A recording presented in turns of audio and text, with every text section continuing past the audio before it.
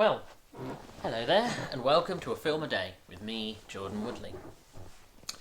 Before I start, there's been a couple times I've done this, but this does seem like another one of those occasions where I will want to give a trigger warning before I talk about the content of this film, because a major important detail is that it involves a severe rape scene of a trans man, and unfortunately, I could have glossed over it since it's a third act thing, but it is very essential, and it bears discussion. But I did want to put that up front. That being said, as you've probably already guessed, I'm covering another film for Pride Month. This time exploring the life of Brendan Teena with the 1999 film Boys Don't Cry. This is an incredibly heavy and tense film, whereas I seem to have started fairly light with a lot of the Pride Month films I've been watching, very good-natured, modern representations of LGBTQIA plus experiences. And I have gone slowly over the course of the month to harder, more difficult subjects. Of course, the last video was the miseducation of Cameron Post. But this, by far, is the darkest and most difficult of the films I have watched. I mean, I was aware of this. This is a telling of a real-life true crime event, a dramatic telling of a real-life true crime event, and unfortunately, it therefore shows an incredibly tragic and difficult experience as a trans man who was happily sort of getting about their business. They had a place in the community that they'd adopted, but as their gender identity was slowly revealed to people, as a consequence, two former friends of Brendan initially raped him, and then later shot and killed him, and in the real life event 2 others, but in the film's narrative 1 other. And it's difficult because I think it's important to explore these narratives. Of course, historically speaking, we need to discuss firstly, the horrifying acts of cruelty against people of a minority who haven't done any. It is a senseless act or series of acts of violence on a completely innocent, undeserving person who is simply trying to live the life that they choose. But again, it's historically important, and of course, we would love to say we've moved on, that this is a retrospective thing, but these things continue to happen to this day. And I think examining that through a film like this really highlights the challenge of people who live within the trans community. It's interesting for me, seeing this, because actually, quite by coincidence, I've also been watching the television series Feel Good, which is about sort of a telling of Mae Martin, a real-world stand-up comedian, sort of a dramatic retelling of her life, sort of-ish. But it's a comedy drama, sort of exploring the experiences that she's had as both someone who's bisexual and non-binary. And you wouldn't think that would have any relationship to this, and yet there is something about the character of Mae Martin and the character of Brendan Teena, who there's a similarity to them. Brandon Teena. There's a similarity between them that I had no expectation. It really struck me, at least within the first act, how similar the experiences of these characters are. I suppose the first thing that sort of draws my attention is the fact that, of course, we're in an age now where, we're very openly discussing gay, lesbian, and bisexual rights. We are discussing trans rights, but what this examines, and I think I also got a similar vibe with Feel Good, is they are not. We might put LGBTQIA plus together, but they doesn't mean as a community they are all one community. Yes, there is a shared kinship and there's an overlap, but that doesn't necessarily mean that the ideals of this community are the same and the experiences are similar. Because you take a character like Brandon, and he wants to be treated like another boy, like a cis male. And there's something very simple about Brandon, and if it wasn't for the fact that he was born in a woman's body, and if it wasn't for the fact that that was revealed to people through no choice, through happenstance, it was very conflicted over this film, whether I didn't genuinely know whether the characters were treating Brandon the way they were, like very normally, like embracing him into their community, because they elected not to think about it, to know actively, or whether they genuinely believed Brandon was male.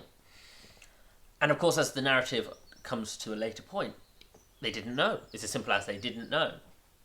And I think, I don't know if that's the case for a lot of trans people. I don't know if that's sort of the dream scenario. Perhaps not. I think we're in a community now, at a point in history, where people want to define themselves outside of well, again, that's where non-binary comes from, I suppose. And I think the relatability of Brandon and Mae Martin is the fact that they're both very androgynous. Of course, with Mae Martin, she wants to be non-binary not because she has any interest in trans. She literally wants to be as in she wants to have this androgynous look to her, where people don't, they don't know what gender she is and don't make assumptions based on first observations. It's not a priority. She wants to be a person first, and then the biology of it second. Now with Brandon does want to transition, and because of economic circumstance, he is currently unable. However, there is something about the sort of androgyny, about the fact that Brandon sort of lives between these two worlds, that makes me think that, and the way that he relates when he does talk to, is it Layla or Lala? Lana, sorry.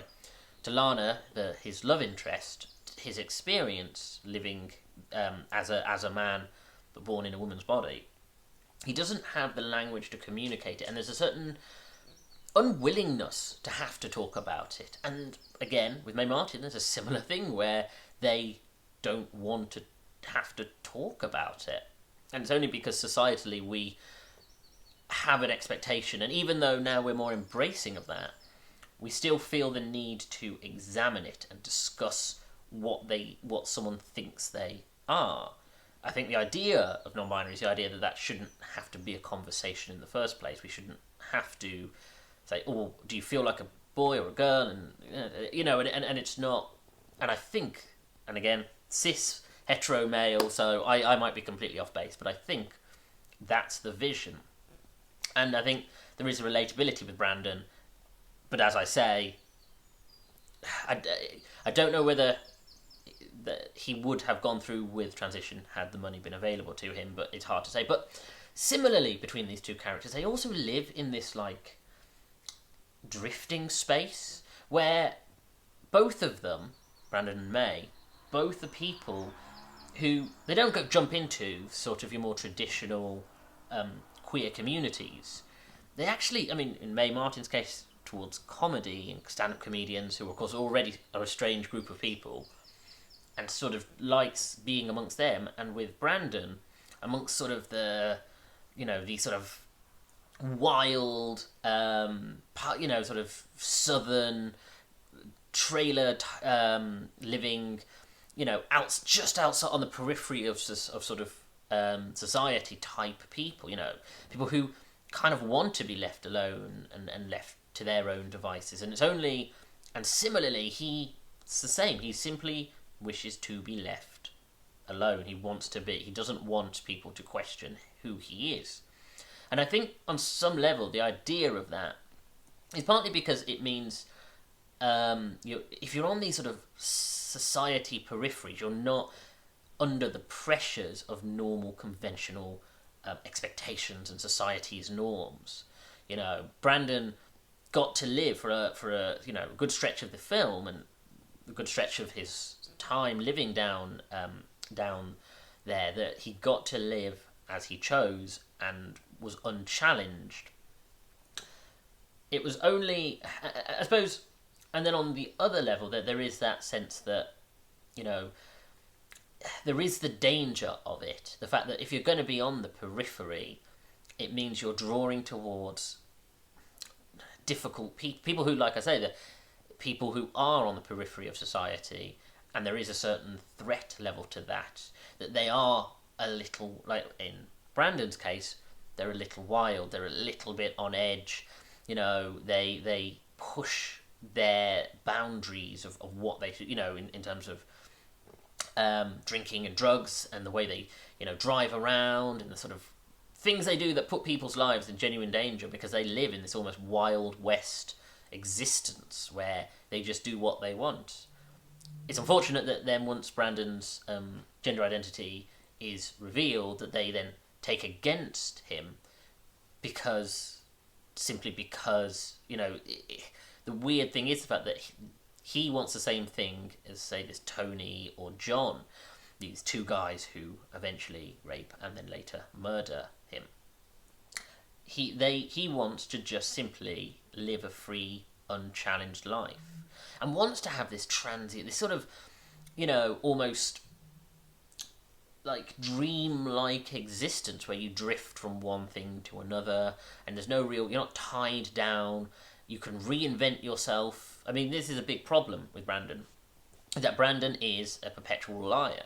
So there's already a question about whether Brandon should, with hiding his gender identity, there's an issue about consent and his relationship with Lana, and the idea that Lana engages with Brandon sexually, but not realizing Brandon's gender identity until it's forced to be revealed to her.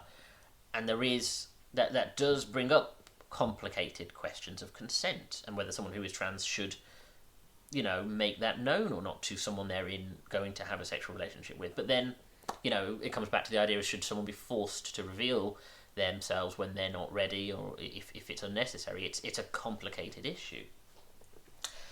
But like I say, Brandon is a perpetual liar, so he lies about where he comes from, who his family are, and I think there is something about that where the dream that he has is that he completely starts again, reinvents himself, and just begins his life without the burdens of what came before, the life he had before he became Brandon. And I think that's I think that's probably a normal experience for people in the trans community, because I imagine, again, I don't know, this is only based on seeing this and seeing Feel Good, that I get the impression that a lot that based these characters, at least, and the experiences of the people who existed beyond, outside of these characters, is the idea of the freedom of being able to start their life anew. So if I just quickly jump back to Mae Martin, she moves from Canada to the UK, and she has familial relationships, but essentially is starting from scratch in the drama. And similarly, Brandon, though he has links where he's from, he really wants to hit the road with Lana and start a new life. And I think that maybe that's an incredibly common, relatable experience for people who want to be seen as someone new and fresh. That's the impression I get that's my reading of it based on the texts. And then, of course, we come to the horrifying part where, as I say, unfortunately, Brandon is also an incredibly self-destructive person. And as I say, there is something about the fact that he is associating with these people who live on the periphery, who do things that are also dangerous and self-destructive. And so you have, like I say, this Tony and this John, and these other characters like Candice, who do things that are self-destructive and are constantly putting themselves into danger and almost pushing the luck of their, almost like they have a death wish of some kind, or a wish to sort of be confronted by the law, or pushing against everything that challenges them. And I think Brandon is drawn to that because there is something about that sense of, I don't know, self-destructiveness or that, at least that wild freedom, if it's not the self-destructiveness, that draws him in. And you get that sense that Brandon does do wild things. It's just, unnecessary and life endangering. And unfortunately, it's that eventually leads to his downfall, because, again, it's one of those situations where a true tragedy, on one level, there is a certain fatal element to it, that it was always inevitable, that as you watch a tragic drama, someone's fate can be seen from the beginning, and it was always set to be that way. And you can see the pieces falling one by one for Brandon, and how that all comes into the forefront for him. But at the same time, there is that sense of poor decision making that Brandon, the other sort of core principle of tragedy is that that we are the architects of our own tragedies. And so in classic Greek drama and Shakespearean drama, tragedies are the result of people's decisions. As you can see it as fatal, as fate, or you can see it as inevitability, because someone was a character is already on the path to self-destruction. And Brandon makes decisions that result in him being revealed. And that revelation, of course, being associated with these dangerous, wild, self-destructive, toxic people, means that these characters, John and Tony, once they know the truth, results in them going off. And again, these are drug-taking, hard-partying, on the edge of like psychopathic.